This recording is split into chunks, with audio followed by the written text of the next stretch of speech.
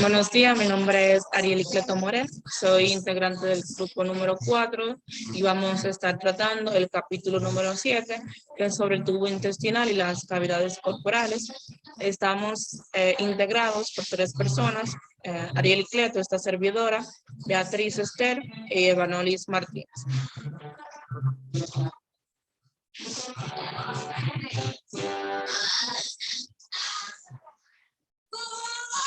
El tema que yo voy a estar tratando en esta mañana es un tubo sobre otro. Durante la tercera y cuarta semana, la capa superior, es decir, el ectodermo del disco embrionario trilaminar, forma la capa neuronal, que se pliega hacia arriba para formar un tubo y dar origen al encéfalo y la médula espinal por medio de un proceso llamado neurulación. Casi al mismo tiempo, la capa ventral, es decir, el endodermo, se pliega hacia abajo para formar el tubo intestinal, de manera que el embrión pueda, ¿cómo decirlo?, quedar constituido por un tubo ubicado sobre otro, que es el tema que estoy tratando ahora mismo. El tubo neural en la región dorsal y el tubo intestinal en la ventral. La capa intermedia, que corresponde a la capa, o mejor dicho, al mesodermo, mantiene unidos a los dos tubos y está ubicado en la placa lateral. Esta, a su vez, se divide en 2 capas. La capa visceral, que es la capa esplánica, y la capa parietal, que también es conocida como la placa somática. La capa visceral se enrolla en dirección ventral y se contacta con el tubo intestinal. La capa parietal, junto con el ectodermo suprayacente, da origen a los pliegues de las pares laterales del cuerpo en ambos lados, que avanzan en sentido ventral para encontrarse en la línea media y cerrar la pared ventral. Hay un espacio entre estas capas, entre la capa visceral y la parietal, que se llama cavidad corporal primitiva o celoma intraembrionario. Como podemos ver en la imagen, nos señala claramente la capa lateral, el endodermo en esta parte. Por aquí también podemos ver la capa del mesodermo, como había mencionado anteriormente. Mirenla aquí, el mesodermo visceral. Y demás capas que mencioné.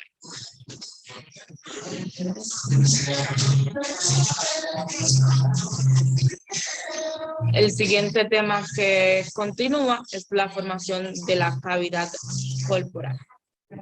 Al final de la tercera semana, el mesodermo intraembrionario se diferencia en mesodermo paraxial, que es el que forma los somotomeros y los somitas, y el mesodermo intermedio, que el mismo contribuye al desarrollo del sistema urogenital, y el mesodermo de la placa lateral, que participa en la generación de la cavidad corporal. Luego, en el mesodermo de la capa lateral, como le mostré anteriormente en la imagen anterior, aparecen hendiduras que se unen para dividir en 2 este mesodermo.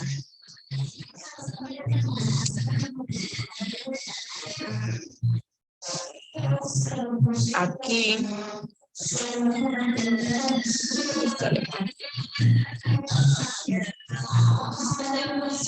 perdón, esta no es la imagen que quiero buscar.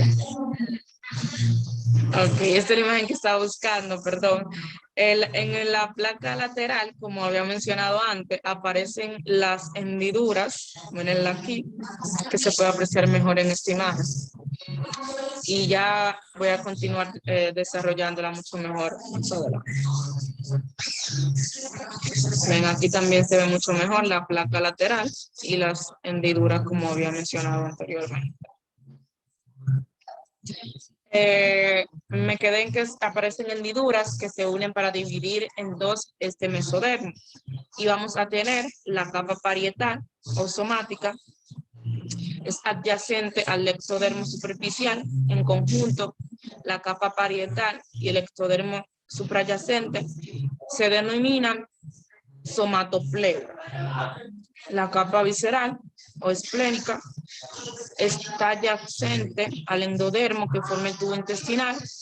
Esta capa junto al endodermo subyacente se denomina esplagnopleuros. Durante la cuarta semana, los lados del embrión empiezan a crecer en dirección ventral para dar origen a dos pliegues.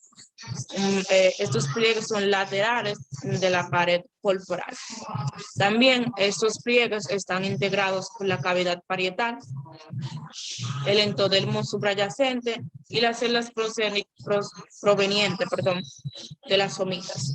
Las mismas migran hacia el interior de la capa mesodérmica, más allá de la frontera somítica lateral. La capa endodérmica se pliega en dirección ventral y cierra para dar origen al tubo intestinal.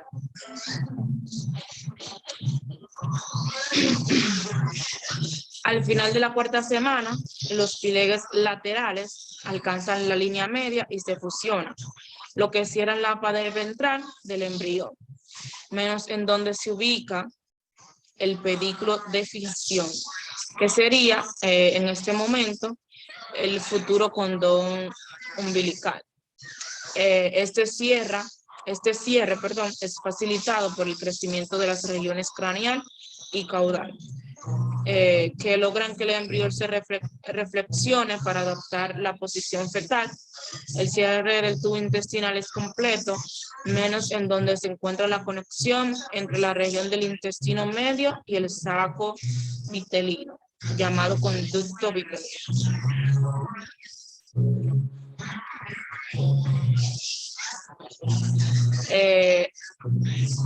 Como le había mencionado anteriormente, aquí podemos ver el mesodermo paraxial y el mesodermo intermedio. Hasta aquí está mi parte y mi compañera.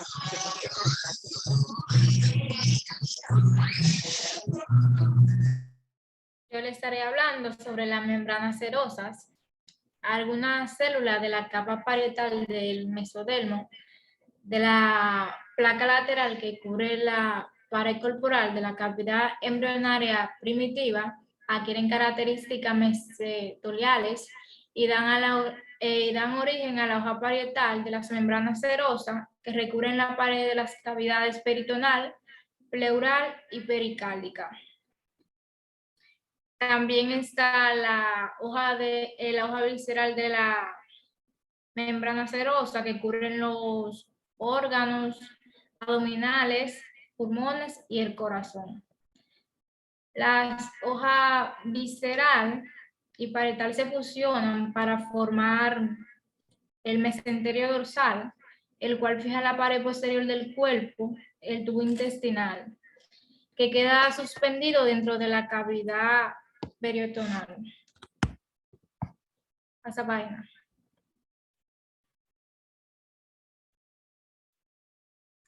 El mesenterio dorsal se extiende sin intrusión desde el límite caudal del intestino anterior hasta el extremo terminal del intestino posterior.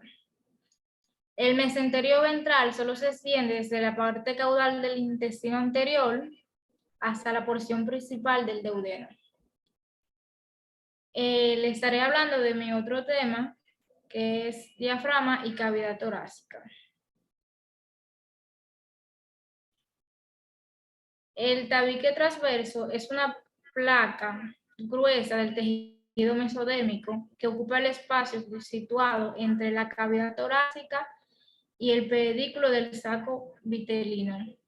El tabique deriva del mesodermo visceral esplánico que rodea el corazón y adopta su posición entre la cavidad torácica y abdominal.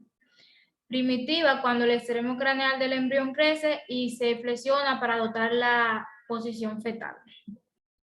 Este tabique no separa por completo la cavidad torácica y abdominal, sino que deja una abertura amplia, los conductos pericardioperitoneales a ambos lados del intestino anterior. Cuando las yemas pulmonales comienzan a crecer, se expanden en sentido caudolateral por los conductos pericardioperitoneales. Como consecuencia del crecimiento rápido de los pulmones, el diámetro de dicho conducto se vuelve insuficiente y los pulmones comienzan a expandirse hacia el mesenquima de la pared corporal en dirección dorsal, lateral y ventral. La que continúa.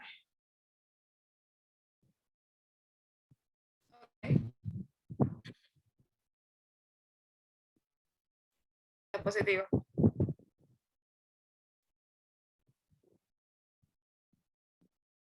Ok, mi nombre es Evan Luis Martínez y yo les estaré hablando acerca de la formación del diafragma. Las cavidades pleurales están separadas de la cavidad pericárdica que se mantienen comunicadas con la cavidad abdominal, o sea, la peritoneal, por medio de los conductos pericardioperitoneales. Al avanzar el desarrollo, la abertura entre las futuras cavidades pleural y la peritoneal queda cerrada de manera parcial por estructuras con configuración de media luna. Los pliegues pleuroperitoneales que se proyectan al interior del extremo caudal de los canales pericardioperitoneales. Para la séptima semana, los pliegues se adelgazan para dar origen a las membranas pleuroperitoneales, que crecen en dirección medial para fusionarse con el mesenterio del esófago, que forma los pilares del diafragma en torno a la aorta. Las membranas pleuroperitoneales siguen creciendo hasta fusionarse una con otra y cubrir por completo el tabique transverso. La región central de estas membranas fusionadas da origen al tendón central del diafragma, en tanto su periferia constituye el tejido conectivo que funge con andamiaje y guía para los mioblastos en migración. Estas células musculares se originan a partir de los segmentos cervicales 3 a 5 para generar a la musculatura del diafragma. La inervación del diafragma depende de los nervios frénicos que derivan de las ramas primarias ventrales de los nervios espinales, que conducen fibras motoras y sensitivas y también se originan de C3 a C5. La razón por la que las células musculares y las fibras nerviosas de los segmentos cervicales pueblan e inervan el diafragma es que la región cervical es el sitio de origen del desarrollo diafragmático en la cuarta semana. Más adelante, en la sexta semana, el crecimiento diferencial por el que la parte dorsal del embrión incrementa su tamaño en mayor medida que su porción ventral, hace que el diafragma se desplace en sentido ventral y caudal hasta alcanzar su ubicación final. Situación que explica el gran trayecto que deben recorrer los nervios frénicos hasta llegar a su destino. Como se puede ver en la imagen, en la figura A, los pliegues pleuroperitoneales aparecen al inicio de la quinta semana. En la figura B, al llegar a la séptima semana, las membranas pleuroperitoneales crecen sobre el tabique transverso, se fusionan con el mesenterio del esófago y siguen extendiéndose una en dirección a la otra. Y en la figura C es el corte transversal en el cuarto mes del desarrollo. Las membranas pleuroperitoneales se han fusionado y formaron el tendón central del diafragma. En la periferia proveen el tejido conectivo de sostén para las células musculares que migran provenientes de los segmentos cervicales 3 a 5. Gracias, hasta aquí en esta exposición.